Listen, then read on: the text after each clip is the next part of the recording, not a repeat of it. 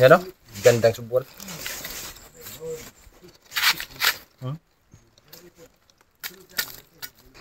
Ganito mga kagre o. Yan ang puno niya, healthy yung puno niya. Gaya nito, nag-condemn tayo dito dati. Dalawang condemn natin, ayan. Nagsubwal na yung subwal na kinondem natin. So, safety na siya kunin. So, ito ganito, hindi pa nakapagbunga.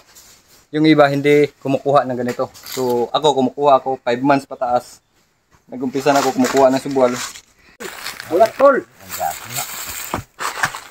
Mga kagre, seleksyon ng subwal and then condemn. Ito ang dami oh. Ang daming makondem nito.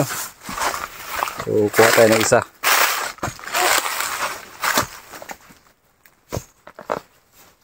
Ayan, kuha tayo isa. Tapos condemn na yan lahat. Para hindi siya mabuwal. So, iba kasi yung pangtanim. Iba din yung condemn. Nagtira lang tayo ng isa. Followers.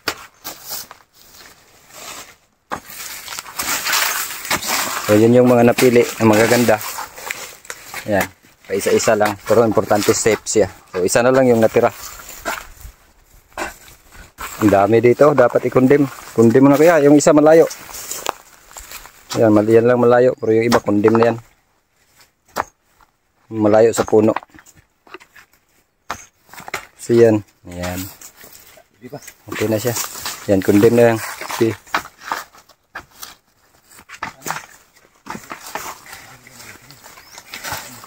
Yang itira mo kayo sentro sa linya. Sa gilid ang paghala. Tanggalin mo yung sa gilid. Malaki man yan, maliit. Basta nakasentro sa linya. Yun ang itira. Para hindi mawala. Yan o. Kailangan talaga. Kasi takaw niyan sa nutrients eh. Kung hindi mo na yung malalaki. Yung isa, may posibilidad pa yan.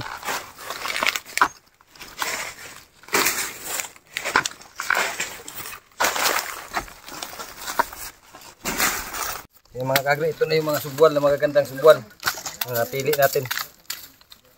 So, nag-selection tayo ng subwal rito. So, kinakat ko na yan. Hindi pagdating dun sa bahay mamaya, di-disinfect.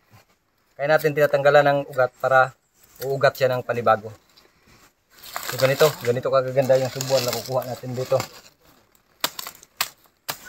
So, talagang ano lang talaga. Ingat lang sa pagkuha. Yan o. Pagkagandang subwal.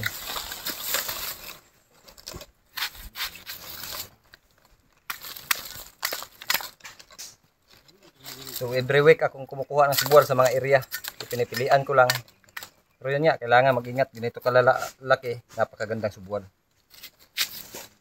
Kasi ito mga kagre, pwede natin itong itanim na paganyan. Tagilid kahit ano. Kasi ang purpose natin dito, mas maganda ang dito tutubo. Okay lang din kung dito. So, pili-pili na lang kung saan yung maganda. Yan o. Gandang subwal.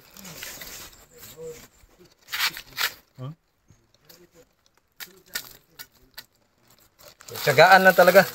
Farming para makatanim ka ng marami. So, mag-umpisa ka sa 10, umpisa ka sa 20. Kayang-kaya, paramihin.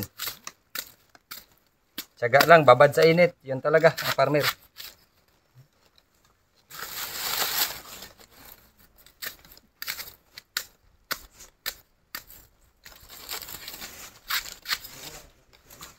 Yun. Yan, ang dami. Ang linya. Yung ginagawa kasi natin mga kagre. Ayan ito. Yan o. Nung una, nag-condemn lang tayo. So, nanganak na yung kinondemn natin ito. Kukuha natin yan. At saka ito. Anak na to ng subwal. So, ito, follower na to. Ito yung isusunod natin dito sa nanay. So, mapansin mo mga kagre. Ito yung palagi natin inisprehan ng fast growth, yung foliar. So, yun ang minimaintain natin. Tag-ulan, tag-init. Tingnan natin dito, yung ibang mga subwal pwede natin kunin. Ayun, at patuloy yung pagkuha nila isa-isa. So yung ating subwal mga kagre ay hindi na ganun kadami kasi magtatanim na tayo, mag-expand na tayo. So ano na lang, limited na lang yung ating subwal. So depende na lang doon sa mauna. Ngayong week, o sunod na week, pero sunod na week, another week, mga isang buwan mula ngayon, marami na namang muli.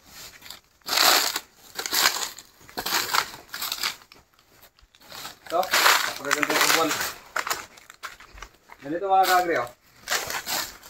Yan ang puno niya, healthy yung puno niya. Nagaya nito, nag-condemn tayo dito dati. Dalawang condemn natin, ayan. Nagsubual na yung subual na kinondem natin. So, safety na siya kunin. So, ito ganito, hindi pa nakapagbunga. Yung iba, hindi kumukuha ng ganito. So, ako kumukuha ako, 5 months pataas. Nag-umpisa na ako kumukuha ng subual.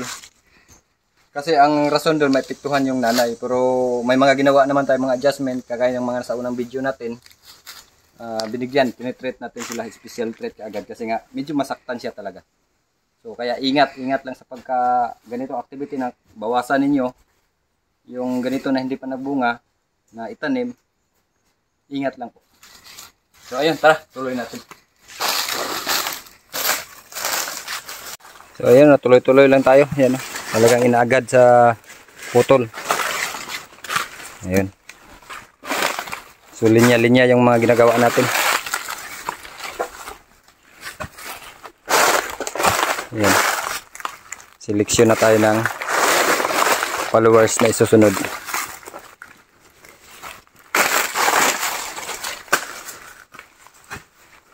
So, may tagasunod na tabon doon.